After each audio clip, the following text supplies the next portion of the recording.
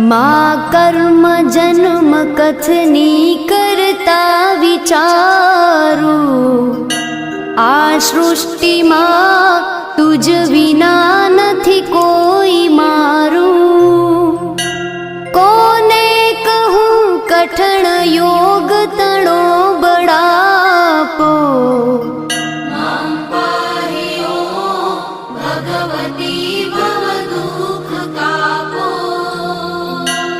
હું કામ ક્રોધ મદ મોહ થકી છકેલો, આડંબરે અતિ ઘણો મદથી બકેલો।